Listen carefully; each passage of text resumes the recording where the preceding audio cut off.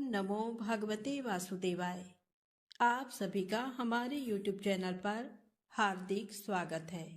आज पूर्णिमा के दिन आइए सुने श्री सत्यनारायण भगवान की कथा और आरती। शास्त्रों में बताया गया है कि सत्यनारायण व्रत कथा का पाठ करने से व्यक्ति को 1000 यज्ञ करने के बराबर पुण्य फल की प्राप्ति होती है। सत्यनारायण भगवान व्रत कथा में भगवान विष्णु के सत्य स्वरूप के बारे में बताया गया है। इस व्रत का पाठ करने से घर में सुख समृद्धि का वास होता है और भगवान विष्णु की कृपा सदैव बनी रहती है। इसलिए कथा को आप पूरा श्रद्धा और भक्ति के साथ अवश्य सुने। प्रेम से बोले श्री लक्ष्मी नारायण भगवान की जय हो। एक समय की बात है, नैमिषारण्य तीर्थ में शौनक आदि 88,000 ऋषियों ने श्री सूत जी से पूछा, हे प्रभु, इस कलयुग में वेद विद्या रहित मनुष्यों को प्रभु भक्ति किस प्रकार मिल सकती है तथा उनका उद्धार कैसे होगा। हे मुनि श्रेष्ठ, कोई ऐसा तप बताइए जिससे थोड़े समय में ही पुण्य मिले और मनोवांछित फल भी मिल जाए। इस प्रकार की कथा सुनने की हम इच्छा रखते हैं। सर्व शास्त्रों के ज्ञाता सूत जी बोले, हे वैष्णव में पूज्य, आप सभी ने प्राणियों के हित की बात पूछी है, इसलिए मैं एक ऐसे श्रेष्ठ व्रत को आप लोगों को बताऊंगा जिसे नारद जी ने लक्ष्मी नारायण जी से पूछा था और लक्ष्मीपति ने मुनि श्रेष्ठ नारद जी से कहा था। आप सब इसे ध्यान से सुनिए। एक समय की बात है, योगी राज नारद जी दूसरों के हित की इच्छा लिए अनेकों लोकों में घूमते हुए मृत्यु लोक में आ पहुंचे। यहाँ उन्होंने अनेक योनियों में जन्मे प्रायः सभी मनुष्यों को अपने कर्मों द्वारा अनेकों दुखों से पीड़ित देखा। उनका दुख देख नारद जी सोचने लगे कि कैसा यत्न किया जाए जिसके करने से निश्चित रूप से मानव के दुखों का अंत हो जाए। इसी विचार पर मनन करते हुए वह विष्णु लोक में गए। वहां वह देवों के इस नारायण की स्तुति करने लगे, जिनके हाथों में शंख, चक्र, गदा और पद्म थे, गले में वरमाला पहने हुए थे। स्तुति करते हुए नारद जी बोले, हे भगवान, आप अत्यंत शक्ति से संपन्न हैं। मन तथा वाणी भी आपको नहीं पा सकती है। आपका आदि मध्य तथा अंत नहीं है। निर्गुण स्वरूप सृष्टि के कारण भक्तों के दुख को दूर करने वाले आपको मेरा नमस्कार है। नारद जी की स्तुति सुन विष्णु भगवान बोले, हे मुनिश्रेष्ठ, आपके मन में क्या बात है? आप किस काम के लिए पधारे हैं? उसे निसंकोच कहो। इस पर नारद मुनि बोले कि मृत्यु लोक में अनेक योनियों में जन्मे मनुष्य अपने कर्मों के द्वारा अनेकों दुख से दुखी हो रहे हैं। हे नाथ, आप मुझ पर दया रखते हैं तो बताइए कि वो मनुष्य थोड़े प्रयास से ही अपने दुखों से कैसे छुटकारा पा सकते हैं। श्री हरि बोले, हे नारद, मनुष्यों की भलाई के लिए तुमने बहुत अच्छी बात पूछी है। जिसके करने से मनुष्य मोह से छूट जाता है, वह बात मैं कहता हूँ, उसे सुनो। स्वर्ग लोक व मृत्यु लोक दोनों में एक दुर्लभ उत्तम व्रत है जो पुण्य देने वाला है। आज प्रेम बस होकर मैं उसे तुमसे कहता हूँ। श्री सत्यनारायण भगवान का ये व्रत अच्छी तरह विधान पूर्वक करके मनुष्य तुरंत ही यहाँ सुख भोग कर मरने पर मोक्ष पाता है।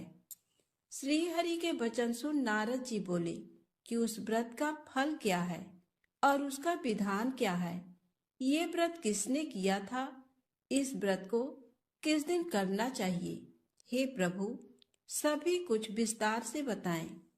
नारद की बात सुनकर श्री हरि बोले, दुख व शोक को दूर करने वाला ये व्रत सभी स्थानों पर विजय दिलाने वाला है। मानव को भक्ति व श्रद्धा के साथ शाम को श्री सत्यनारायण की पूजा धर्म परायण होकर ब्राह्मणों व बंधुओं के साथ करनी चाहिए। भक्ति भाव से ही नैवेद्य, केले का फल, घी, दूध और गेहूं का आटा सवाया ले। गेहूं के स्थान पर साठी का आटा, शक्कर तथा गुड़ लेकर वह सभी भक्षण योग्य पदार्थों को मिलाकर भगवान का भोग लगाएं। ब्राह्मणों सहित बंधु बांधवों को भी भोजन कराएं। उसके बाद स्वयं भोजन करें। भजन कीर्तन के साथ भगवान की भक्ति में लीन हो जाएं। इस तरह से सत्यनारायण भगवान का ये व्रत करने पर मनुष्य की सारी इच्छाएं निश्चित रूप से पूरी होती हैं। इस कलिकाल अर्थात कलयुग में मृत्यु लोक में मोक्ष का यही एक सरल उपाय बताया गया है। सूत जी बोले, हे ऋषियों, जिसने पहले समय में इस व्रत को किया था उसका इतिहास कहता हूँ, ध्यान से सुनो। सुंदर काशीपुरी नगरी में एक अत्यंत निर्धन ब्राह्मण रहता था। भूख प्यास से परेशान वह धरती पर घूमता रहता था। ब्राह्मणों से प्रेम करने वाले भगवान ने एक दिन ब्राह्मण का वेश धारण कर उसके पास जाकर पूछा, हे विप्र, नित्य दुखी होकर तुम पृथ्वी पर क्यों घूमते हो? दीन ब्राह्मण बोला, मैं निर्धन ब्राह्मण हूँ, भिक्षा के लिए धरती पर घूमता हूँ। हे भगवान, यदि आप इसका कोई उपाय जानते हो तो बताइए। वृद्ध ब्राह्मण कहता है कि सत्यनारायण भगवान मनोवांछित फल देने वाले हैं, इसलिए तुम उनका पूजन करो। इसे करने से मनुष्य सभी दुखों से मुक्त हो जाता है।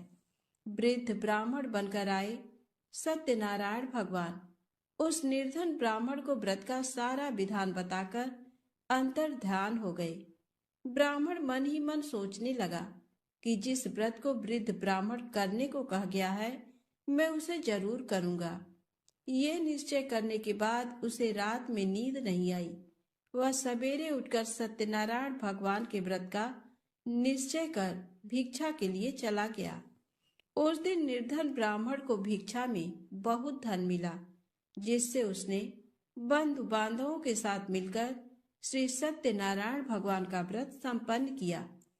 भगवान सत्यनारायण का व्रत संपन्न करने के बाद वह निर्धन ब्राह्मण सभी दुखों से छूट गया और अनेक प्रकार की संपत्तियों से युक्त हो गया। उसी समय से ये ब्राह्मण हर माह इस व्रत को करने लगा। इस तरह से सत्यनारायण भगवान के व्रत को जो मनुष्य करेगा वह सभी प्रकार के पापों से छूटकर मोक्ष को प्राप्त होगा। जो मनुष्य इस व्रत को करेगा वह सभी दुखों से मुक्त हो जाएगा। सूत जी बोले कि इस तरह से नारद जी से नारायण जी का कहा हुआ श्री सत्यनारायण व्रत को मैंने तुमसे कहा। हे विप्रो, मैं अब और क्या कहूँ?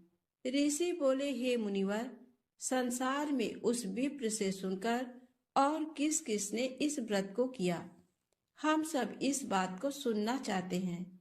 इसके लिए हमारे मन में श्रद्धा का भाव है। सूत जी बोले, हे मुनियों, जिसने इस व्रत को किया है वह सब सुनो। एक समय वही विप्र धन व ऐश्वर्य के अनुसार अपने बंधु बांधवों के साथ इस व्रत को करने को तैयार हुआ।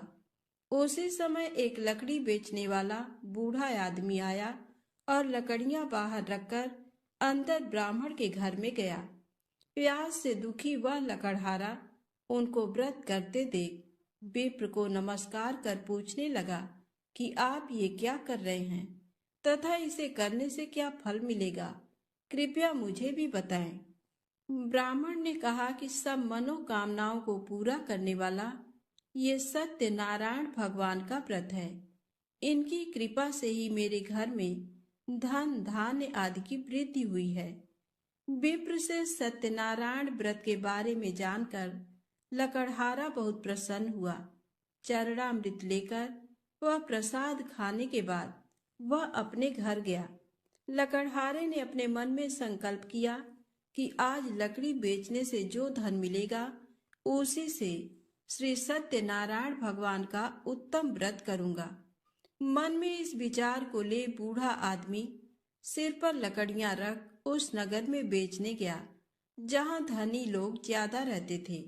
उस नगर में उसे अपनी लकड़ियों का दाम पहले से 4 गुना अधिक मिलता है। बूढ़ा प्रसन्नता के साथ दाम लेकर केले, शक्कर, घी, दूध, दही और गेहूं का आटा ले और सत्यनारायण भगवान के व्रत की अन्य सामग्रियां लेकर अपने घर गया। वहां उसने अपने बंधु बांधवों को बुलाकर विधि विधान से सत्यनारायण भगवान का पूजन और व्रत किया।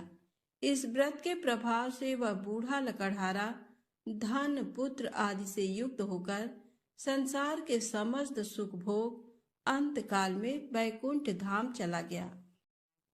सूत जी बोले, हे श्रेष्ठ मुनियों, अब आगे की कथा कहता हूँ। पहले समय में उल्कामुख नाम का एक बुद्धिमान राजा था। वह सत्य वक्ता और जितेंद्री था। प्रतिदिन देव स्थानों पर जाता और निर्धनों को धन देकर उनके कष्ट दूर करता था। उसकी पत्नी कमल के समान मुख वाली तथा सती साध्वी थी। भद्रशिला नदी के तट पर उन दोनों ने श्री सत्यनारायण भगवान का व्रत किया।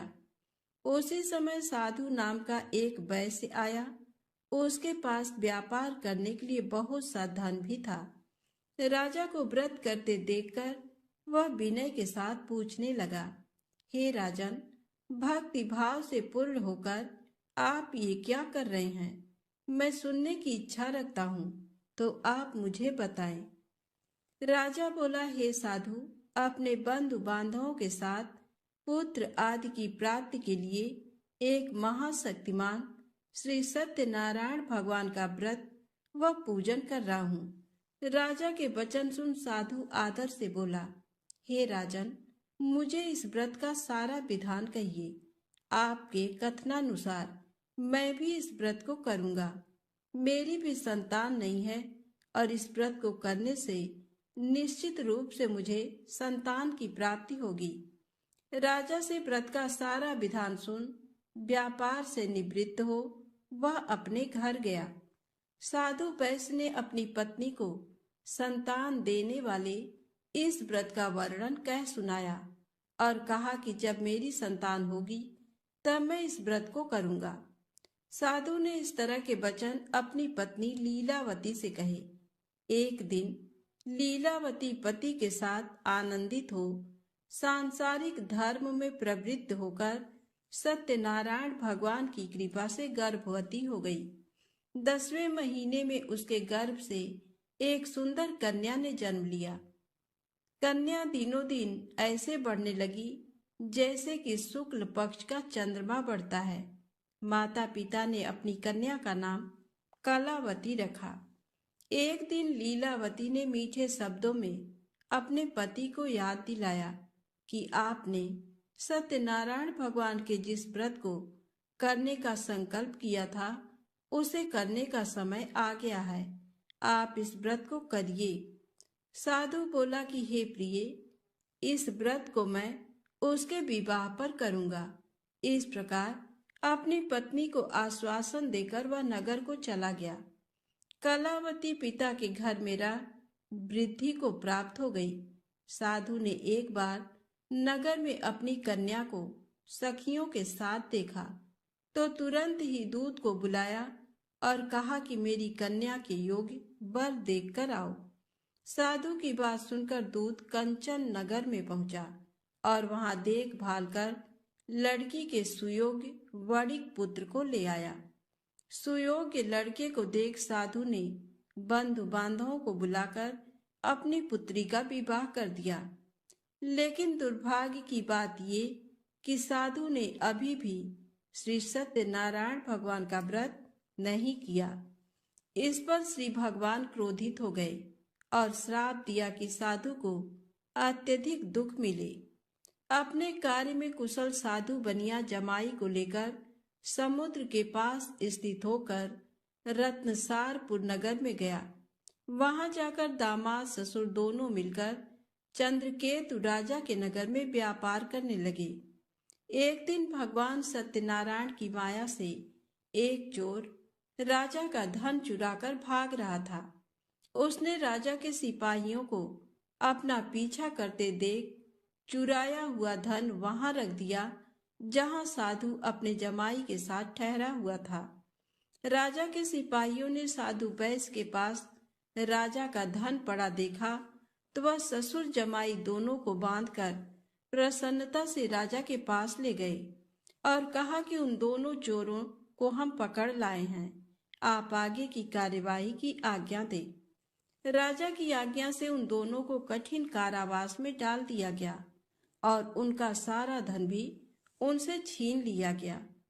श्री सत्यनारायण भगवान के श्राप से साधु की पत्नी भी बहुत दुखी हुई। घर में जो धन रखा था उसे चोर चुरा ले गए। शारीरिक तथा मानसिक पीड़ा व भूख प्यास से अति दुखी हो अन्न की चिंता में कलावती ब्राह्मण के घर गई। वहां उसने श्री सत्यनारायण भगवान का व्रत होते देखा, फिर कथा भी सुनी। वह प्रसाद ग्रहण कर रात को घर वापस आई। माता ने कलावती से पूछा कि हे पुत्री, अब तक तुम कहाँ थी? तेरे मन में क्या है? कलावती ने अपनी माता से कहा, हे माता, मैंने एक ब्राह्मण के घर में श्री सत्यनारायण भगवान का व्रत देखा है। कन्या के वचन सुन लीलावती भगवान के पूजन की तैयारी करने लगी। लीलावती ने परिवार व बंधुओं सहित सत्यनारायण भगवान का पूजन किया और उनसे वर मांगा कि मेरे पति तथा जमाई शीघ्र घर आ जाएं। साथ ही ये भी प्रार्थना की कि हम सबका अपराध क्षमा करें। श्री सत्यनारायण भगवान इस व्रत से संतुष्ट हो गए और राजा चंद्रकेत को सपने में दर्शन दे कहा कि हे राजन, तुम उन दोनों वैश्यों को छोड़ दो और तुमने उनका जो धन लिया है उसे वापस कर दो। अगर ऐसा नहीं किया तो मैं तुम्हारा धन, राज्य व संतान सभी को नष्ट कर दूंगा। राजा को ये सब कहकर वह अंतर ध्यान हो गए। प्रातःकाल सभा में राजा ने अपना सपना सुनाया, फिर बोले कि वणिक पुत्रों को कैद से मुक्त कर सभा में लाओ। दोनों ने आते ही राजा को प्रणाम किया। राजा मीठी वाणी में बोला, हे महानुभाव, भाग्यवश ऐसा कठिन दुख तुम्हें प्राप्त हुआ है, लेकिन अब तुम्हें कोई भय नहीं है। ऐसा कह राजा ने उन दोनों को नए वस्त्र आभूषण भी पहनाए और जितना धन उनका लिया था उसे दुगुना धन वापस कर दिया। दोनों वैश्य अपने घर को चल दिए। श्री सत्यनारायण व्रत कथा का तीसरा अध्याय संपूर्ण। बोलिए श्री सत्यनारायण भगवान की जय। सत्यनारायण भगवान की व्रत कथा का चौथा अध्याय। सूत जी बोले, वैश्य ने मंगलाचार कर अपनी यात्रा आरंभ की और अपने नगर की ओर चल दिए। उनके थोड़ी दूर जाने पर एक दंडी वेशधारी श्री सत्यनारायण ने उनसे पूछा, हे साधु, तेरी नाव में क्या है? अभिमानी वणिक हंसता हुआ बोला, हे दंडी, आप क्यों पूछते हो? क्या धन लेने की इच्छा है? मेरी नाव में तो बेल व पत्ते भरे हुए हैं।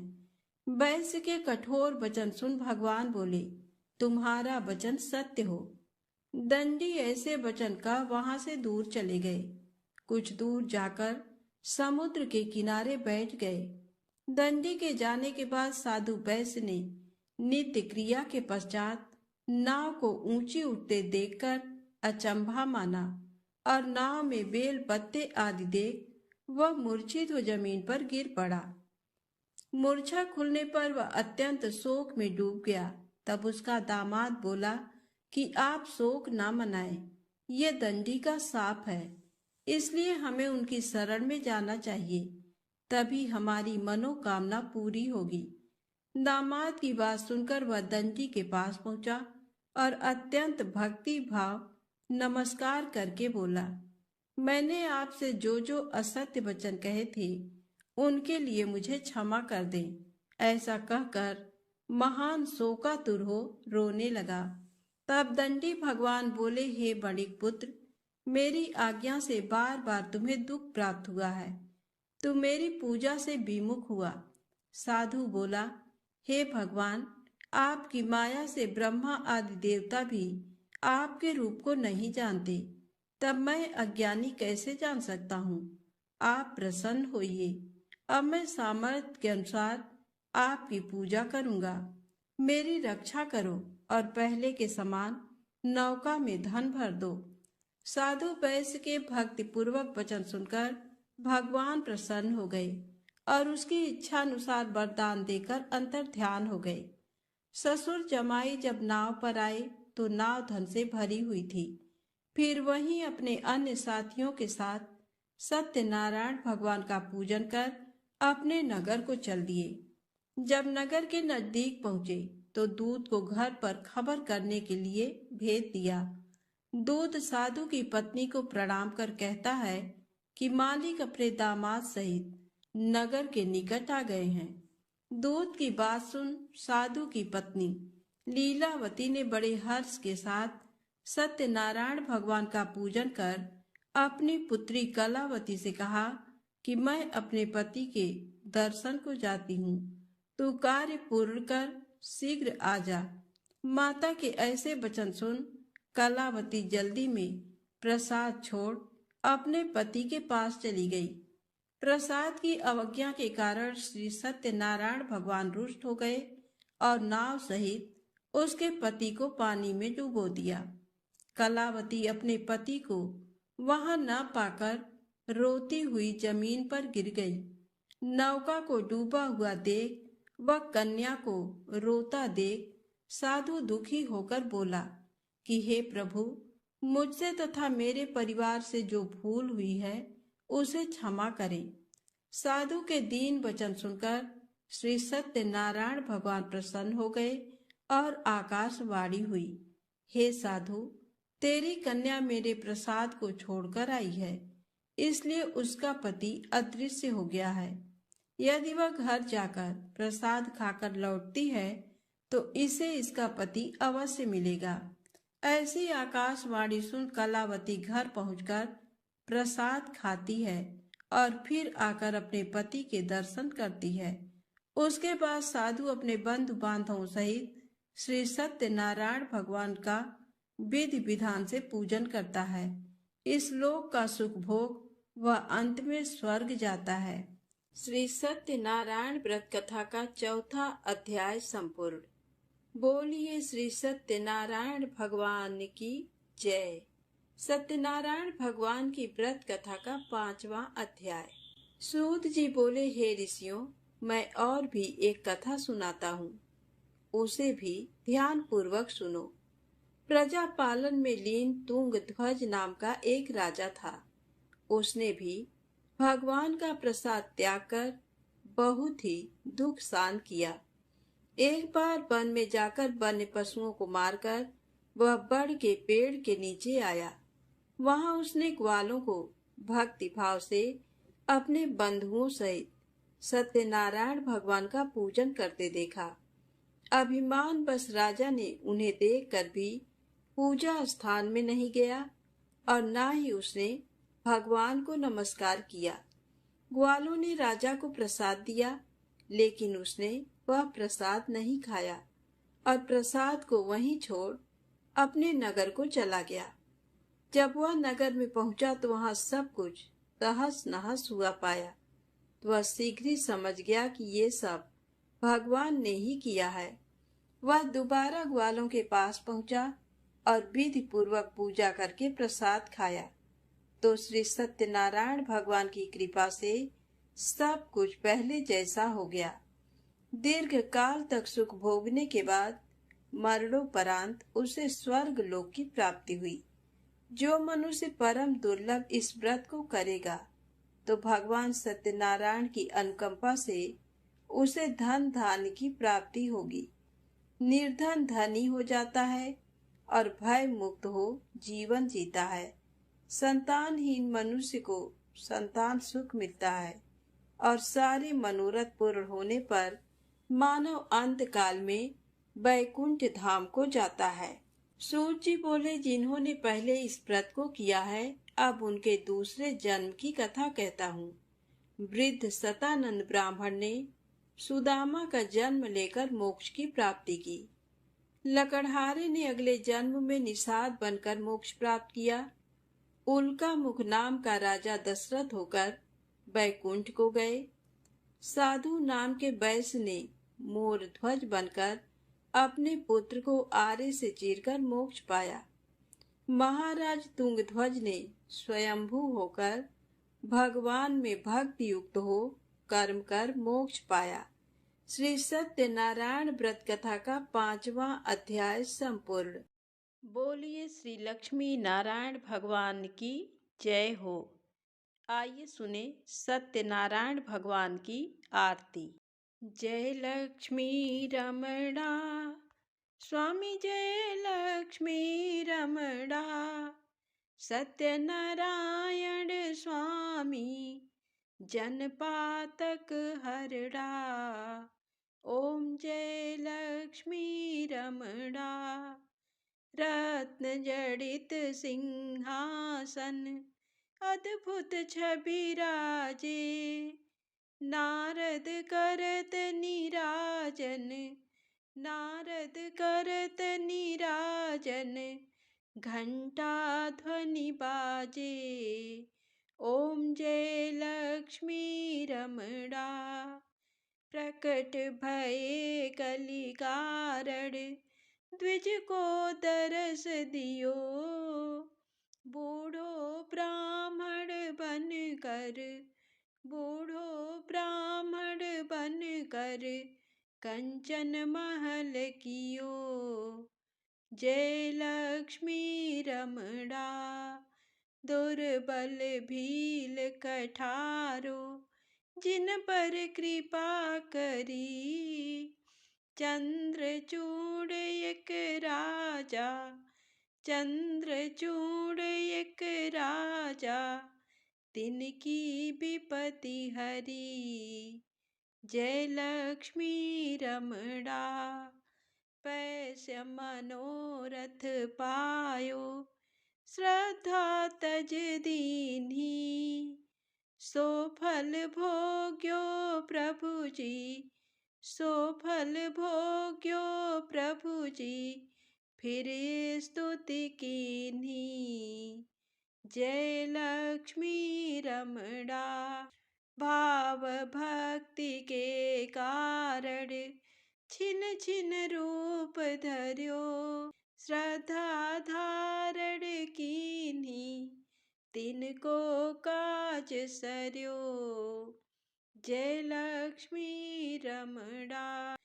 ग्वाल बाल संग राजा, वन में भक्ति करी।